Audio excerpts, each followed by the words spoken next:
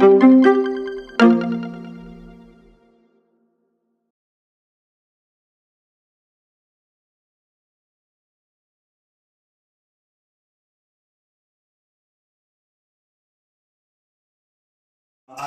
am in the best role at Elsevier. I'm the chief medical officer, so I spend much of my time traveling around the world. But what that does is it allows me to meet with the leaders of healthcare around the world. Ministers of health, government officials, the top doctors, nurses, pharmacists, librarians, and educators in China, Japan, Korea, and of course, I've practiced for a long time in the United States. So I have a reasonable understanding of healthcare reform around the world. What is happening, what's working, and what's not. So I will share some of my thoughts with you today. Now I have to thank Dr. Badalmente because yesterday was remarkable. He gave me a personal tour everywhere. And the hospital, Santa Maria, the history of it is unbelievable. Where in the 12th century, anywhere else in the world, could you openly do autopsies, study disease like that, without people saying this is sacrilege, blasphemy? So progressive. But now it's time to continue that journey. There are many, many challenges to healthcare. Money, diabetes, heart failure, Zika. But I'll tell you today what I think is the greatest challenge. Let's just talk about information.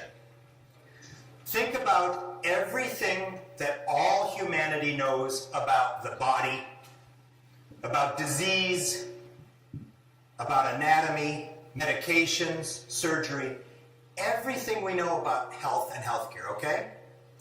How long does it take for all of that information to double?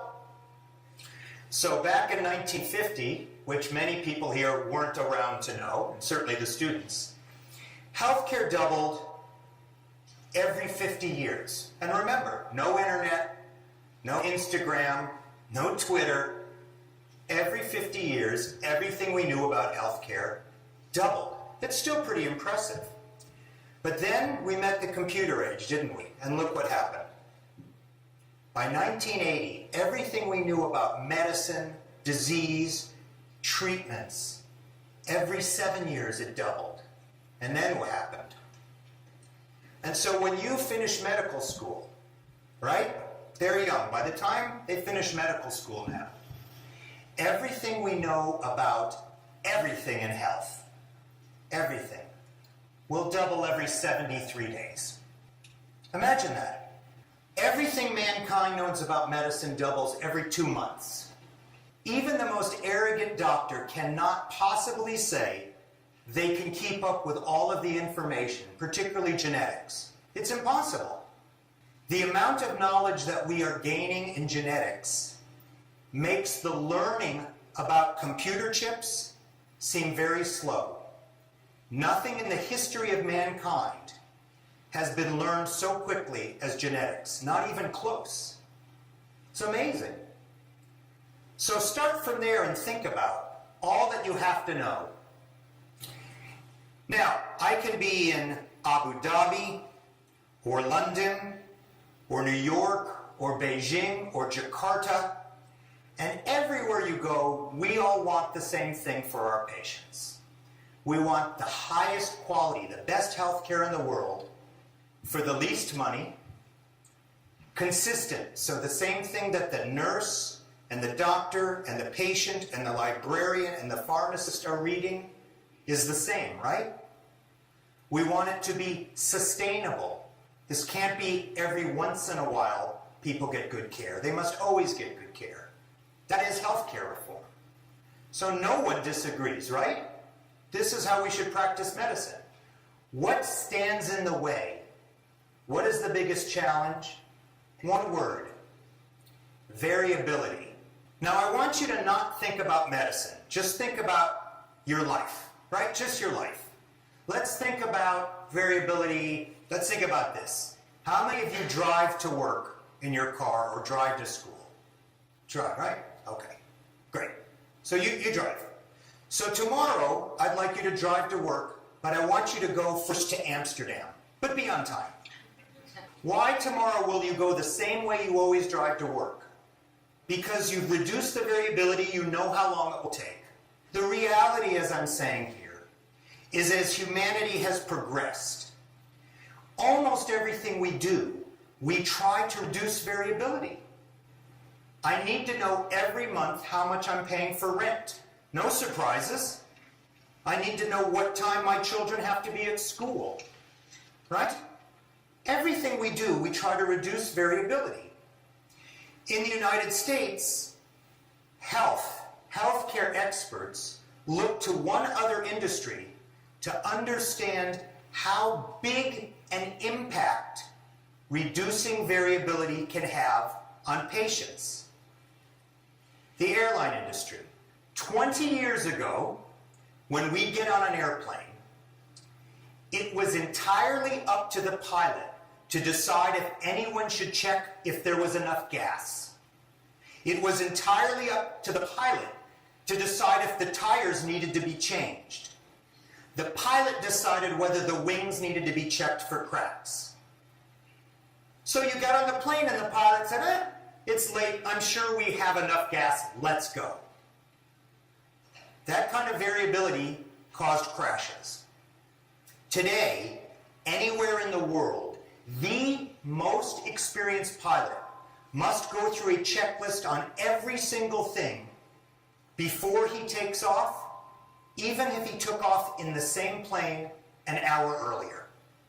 And when the plane lands, the most experienced engineer must go through a checklist to look at every part of the wing and tire, even if the plane landed there an hour before. That is why it is 1,000 times safer for us to fly tonight from Florence to Paris than it is for me to drive to the Florence airport.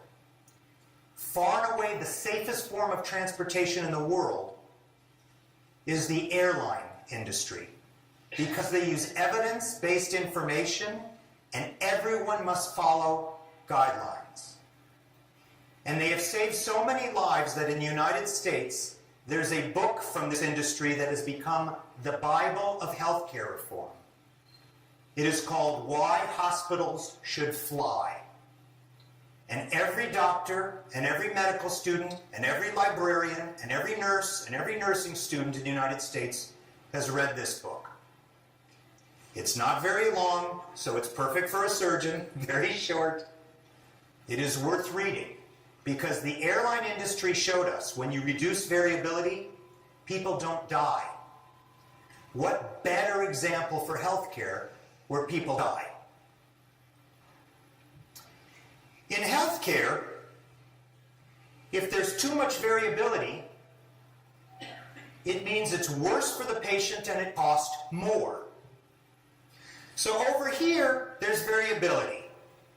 Some patients get mammograms, some don't. If you don't get a mammogram because of variability, that's worse for you when you get a breast cancer, and it costs all of us more to treat a late breast cancer. If you get the wrong dose of medication and your kidneys fail because they just decided to try it or they didn't know better, that's worse for you and it costs more. In healthcare, better care costs less money. It's unlike any other industry.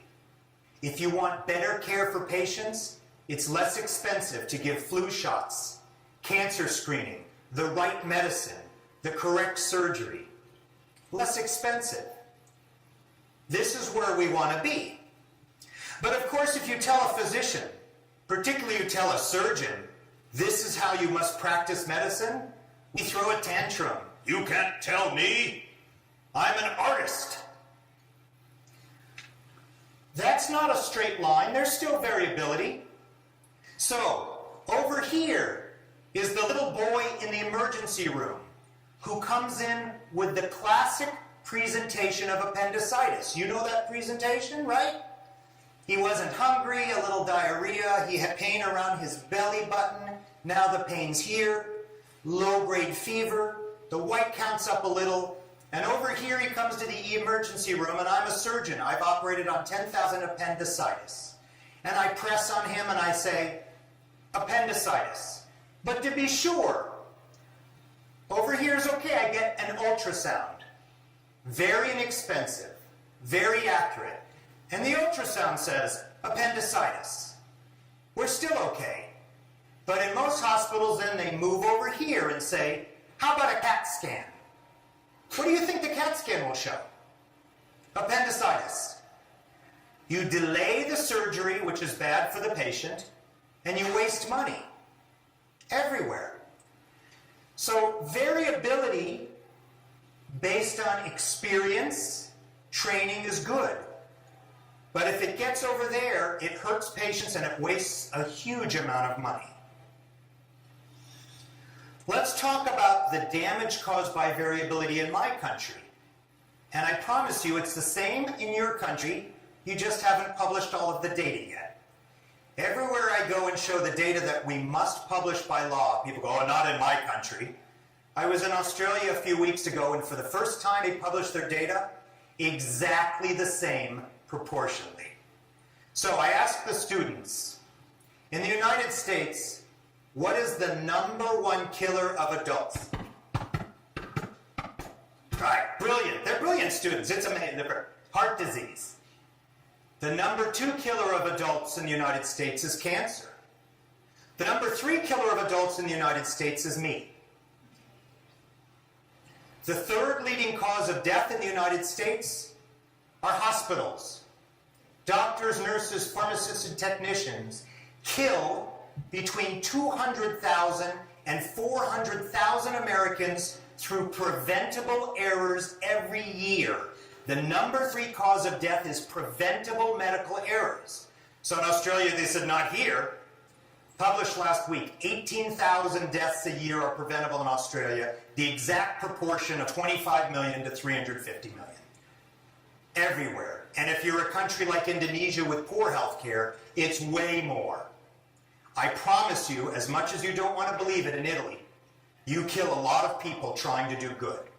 Every day in the United States, every 24 hours, 10,000 Americans suffer a serious complication that's completely avoidable. The nurse gives the wrong drug, kidney failure. How about this? In your hospitals, you have curtains between patients? Yeah? Yeah, you're killing people. The studies all show that those curtains carry all sorts of infections. We don't have curtains. So you think you're doing the right thing when the nurse and med student close the curtain and go see the next patient? You're causing in complications. See this? I have a tie pin. Now, it's not because I'm fashionable, because I'm not fashionable.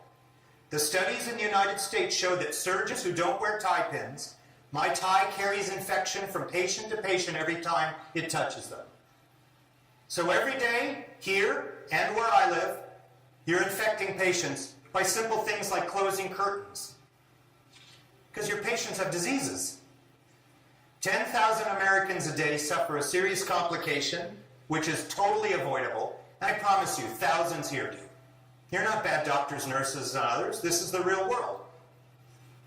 Now, if you want to be objective about this and just talk money, here's how much we spend every year to treat avoidable problems. We spend $1 trillion, $1 trillion, treating things that all of us cause. That's not great health care. I'll give you some real examples. Let's pretend that your wife or your mother or your sister or your patient has pancreatic cancer, okay? Her survival is very dependent on her chemotherapy. Here are her orders. These are real orders for chemotherapy in English. Would you let your mother or wife or sister be cared for in a hospital that does that? I don't know if that's for chemotherapy or if it's a recipe for a cake. That's real orders for chemotherapy. Now in the United States you can't do that anymore. There is no writing of orders. And if you still do that in your hospital, which you may, right? You write orders? With all due respect, you can't take care of my family. Because the best hospitals in the world stopped doing this 10 years ago. Or this. What if your daughter or your niece has diabetes. There's an order for Amaryl 12 milligrams, right? And that's what most of you see. And so did the pharmacist. That's not what the order says. The order says 2 milligrams. And when the child got 12 milligrams, 6 times the right dose, she had seizures, convulsions, and died. Because of handwriting. That's a real order. That's a real death. It's just not her real photo. So if you still write orders here, by hand, do you write orders here by hand? Orders by hand anywhere here? Good. Because you can't do this anymore if you want to take care of people. Good. Those are real orders. What about this? You have intensive care units here, right? ICUs for the very sick. Everywhere in the world, everywhere, it's normal for every ICU patient every day to get a chest x-ray, right? The evidence shows that more than half of ICU patients don't need a daily chest x-ray. It serves no purpose. Even if they have tubes, it doesn't matter.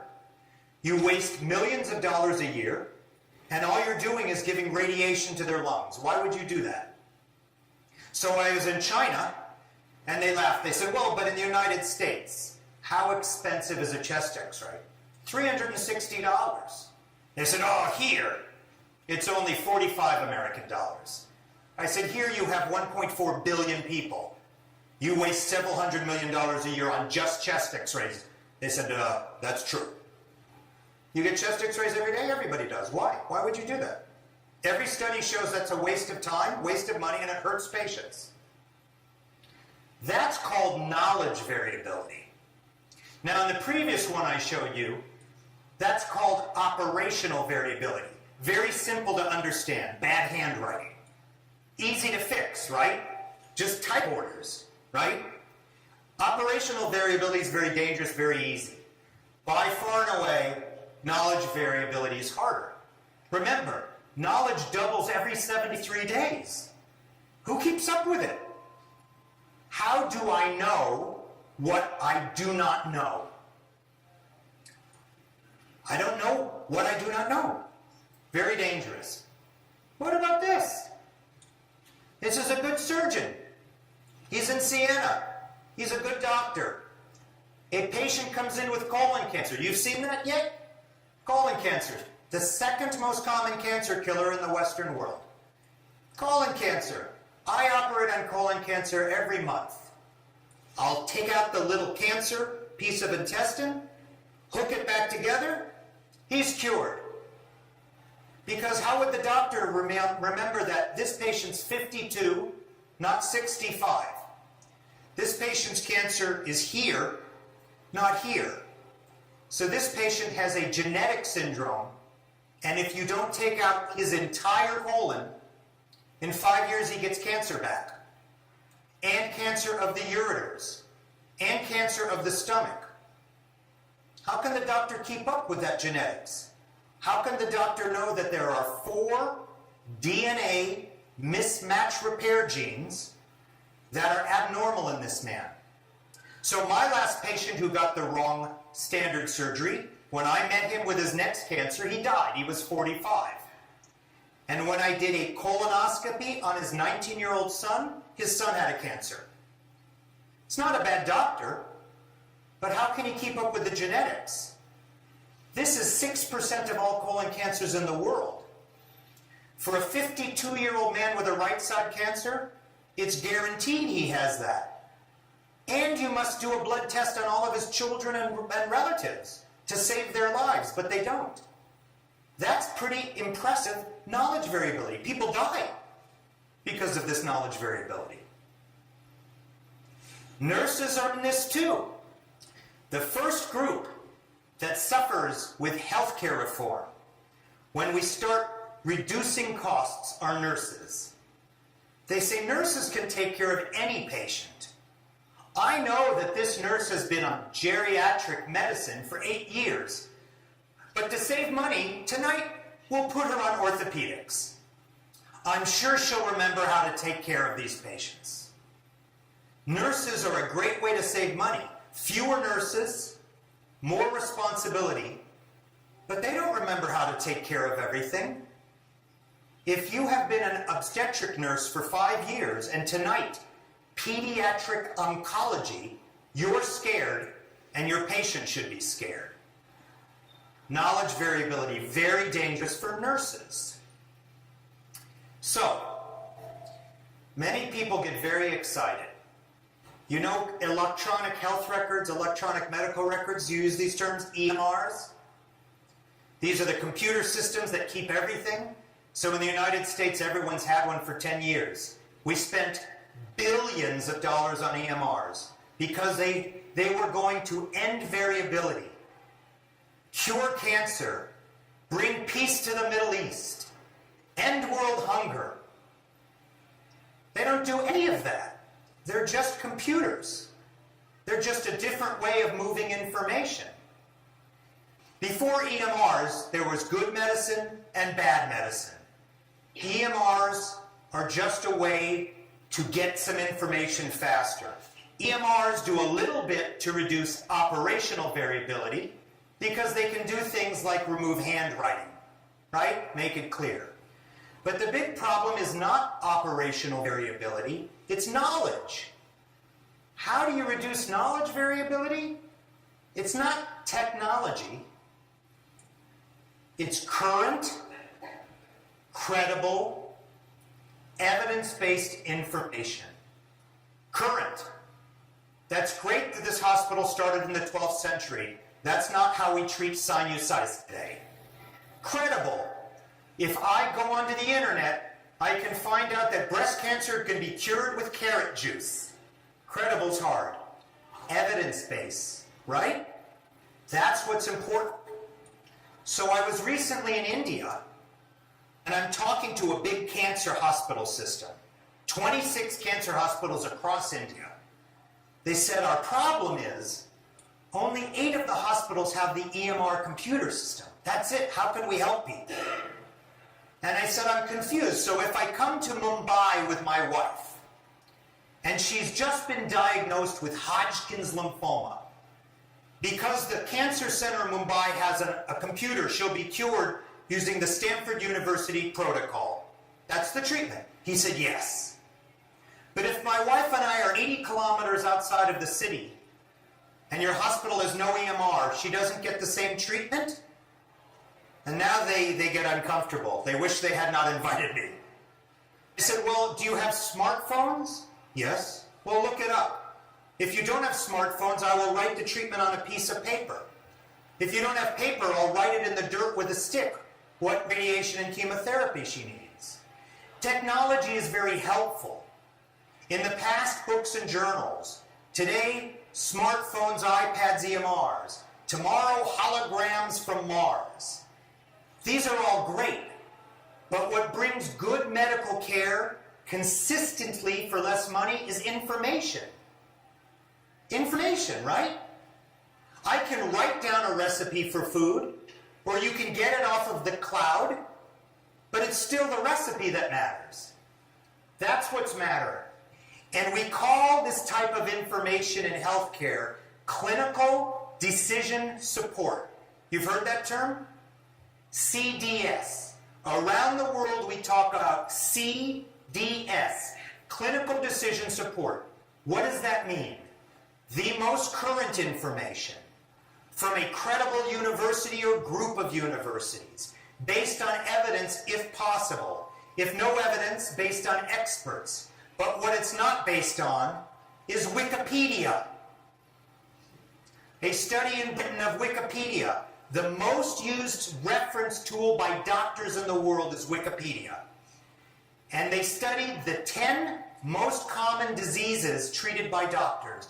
And they looked at Wikipedia. And in 9 of 10, the information was not only wrong, it was so wrong as to be dangerous. Why do doctors use Wikipedia? It's fast. It's just wrong. There are many, many types of technology clinical decision support solutions. You can spend tens of millions of dollars, and some of them aren't very helpful. Now that's fine when I'm in Abu Dhabi because they spend tens of millions of dollars on everything. But it's not so fine for the rest of us. I'm a surgeon, very simple. I'm not a librarian, much smarter. So I think in very simple terms. There are two main categories of information for the best hospitals to buy. One is like a seatbelt. You have seatbelts in your cars, right? In the United States, the law says you cannot sell any car without a seatbelt. In the United States, it's illegal to drive anywhere without everyone having seatbelts. Seatbelts are very good, right? Last year, 39,000 Americans died and 240,000 were injured because they didn't click. Seatbelts are a great way to protect people if they use them. I call seatbelts a pull solution. You must actively pull them. Clinical decision support solutions are the same. Reference solutions. We have one called ClinicalKey. We have one called ClinicalKey Nursing. One called Clinical Pharmacology. On your iPad, when I'm outside my operating room between surgeries, big surgeries, I go on the iPad, I can look something up, right? Very quickly. All of the evidence about colon cancer wrapped around the lower spine. But remember when we talked about the cancer surgeon who didn't know about the genetic disease? How do you look something up that you don't know you don't know?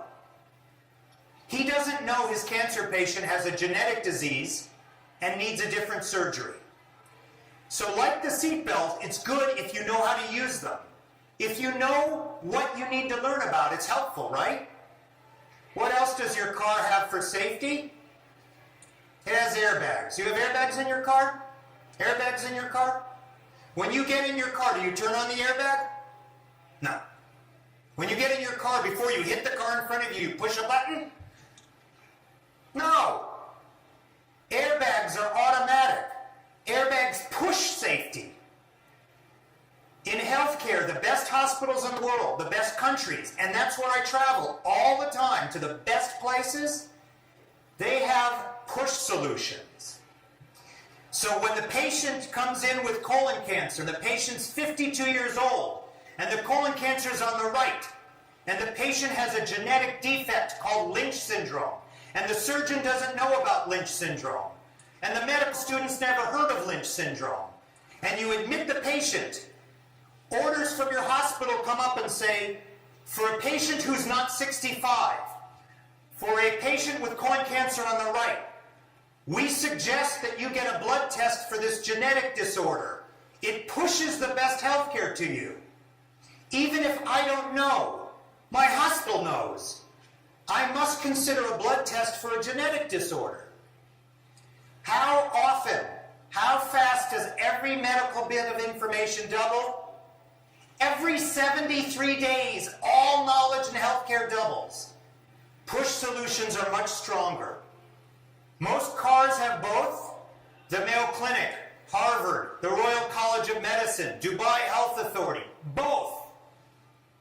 The best hospitals in the world have pull solutions where a doctor, a nurse, a patient, a librarian, a pharmacist can search for information on a reference solution, but also information is pushed right to them. And I'll show you how that works.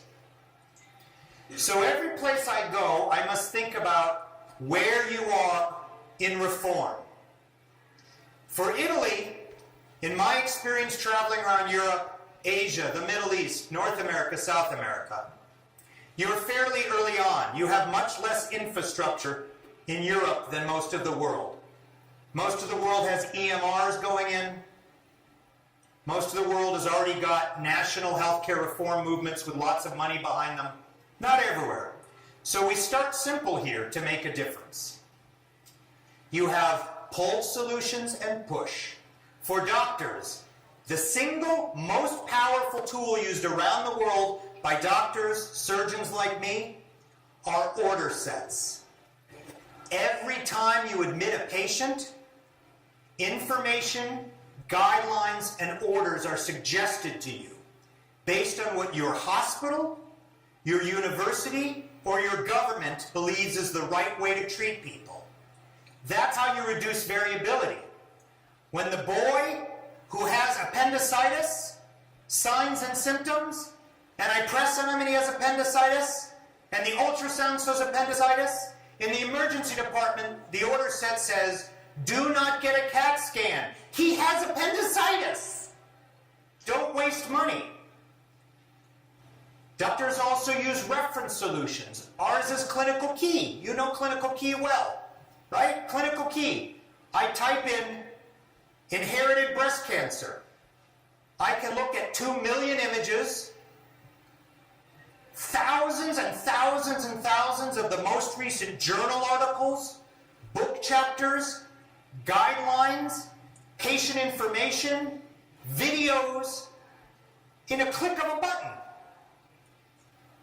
Doctors also need solutions in radiology and pathology. Those are different, right? Radiologist. My wife is trained at Harvard, pediatric radiologist.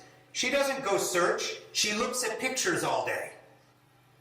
They need special tools, like I'll show you, for pathology and radiology, which you see. For nurses, nurses need reference solutions. In the United States, I call healthcare reform the dawn of nursing. Nurses are doing more clinical work than they've ever done. They're becoming junior physicians. They need reference solutions, and they need something that pushes information.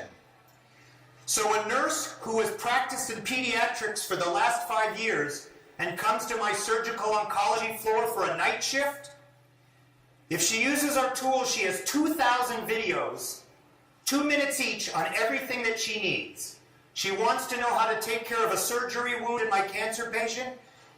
Her administrator has sent her the videos. Here's how you take care of Dr. Edelstein's patients. 2 minutes, shows her how to change dressings, give medications, take care of patients who are immunocompromised. Remember this example? The child who got 6 times the dose of Amaro? The cancer patient who got the wrong chemo? You can fix that with order sets. This is what it looks like. In my hospital for this cancer, these are the recommendations of the hospital or the university or the government. By the way, if you don't understand why, you can click on information. In our hospital, these are required quality measures. Can you read that versus that?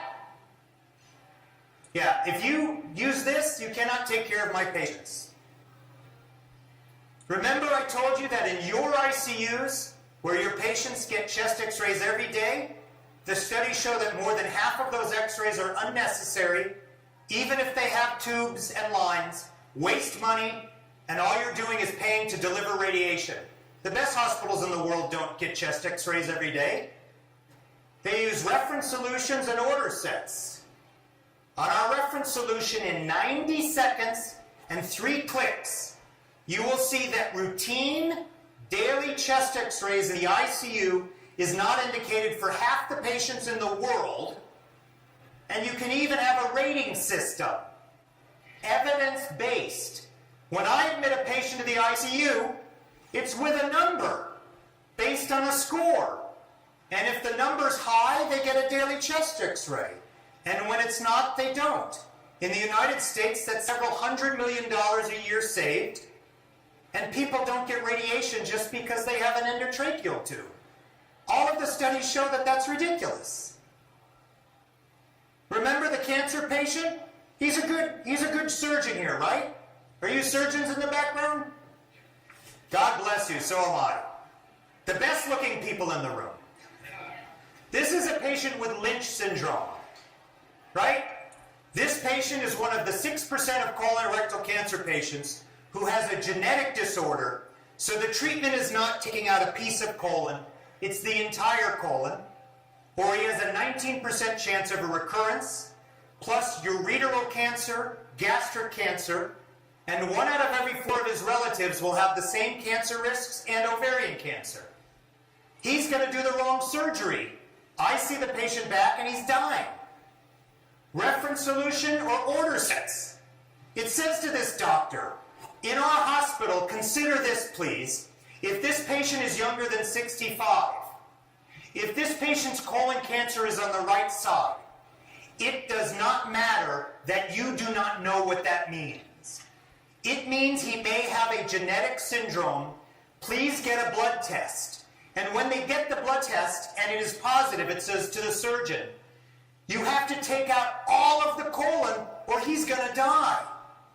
And you have to test his family because, like my last patient who died when he was 45 from the wrong surgery, at least I saved his 19-year-old son who had a cancer.